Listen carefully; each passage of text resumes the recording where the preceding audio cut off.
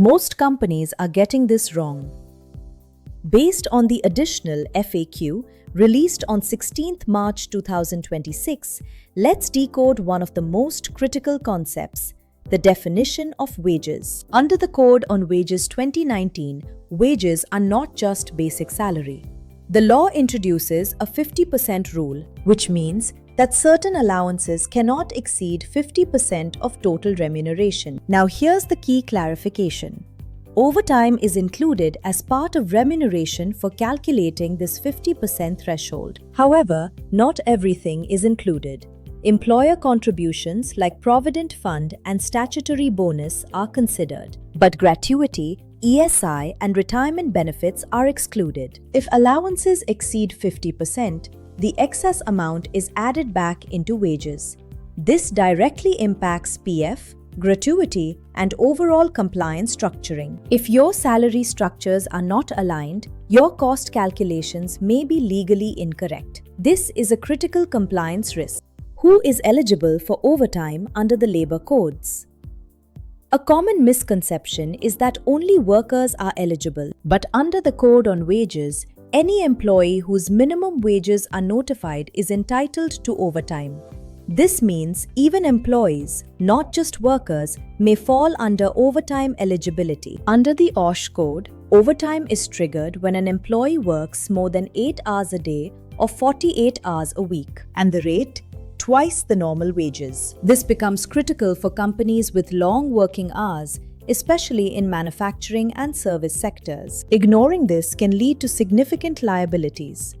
Based on the latest FAQ issued on 16th March 2026, ensure your structures are aligned. Let's decode the leave and encashment provisions under the OSH code. Leave. Provisions under the OSH code apply primarily to workers. Supervisory employees are covered only if their wages do not exceed 18,000 rupees per month. Workers can carry forward up to 30 days of leave. However, if leave is applied but not granted, it can be carried forward without limit. Also, there is no maximum cap on leave encashment. This is a vital point for financial planning. At the time of separation, all pending leave must be encashed. This is a mandatory requirement. This creates a financial exposure that companies often underestimate.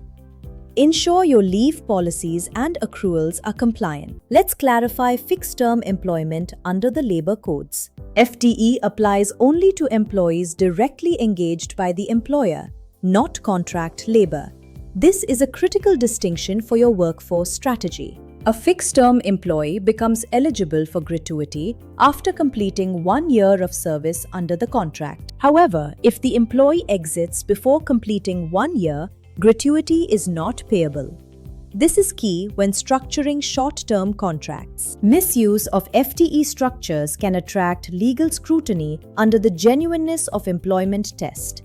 Ensure your compliance is robust. The latest FAQ issued on 16th March 2026 provides the clarity you need to avoid these legal risks. Let's decode the major shift in gratuity calculation. Gratuity calculation has undergone a major shift. From 21st November 2025, the revised definition of wages applies to gratuity. This means a higher wage base and potentially higher gratuity payouts for your organization. For fixed-term employees, gratuity becomes payable after just 1 year of service.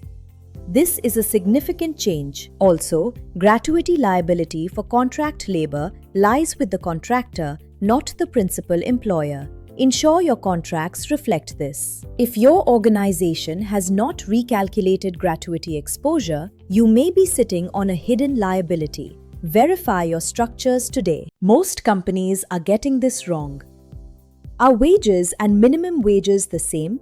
Absolutely not. Minimum wages are fixed by the government, and no employer can pay below that. Wages, on the other hand, are defined under the labor codes and depend on employment terms. But here's the catch.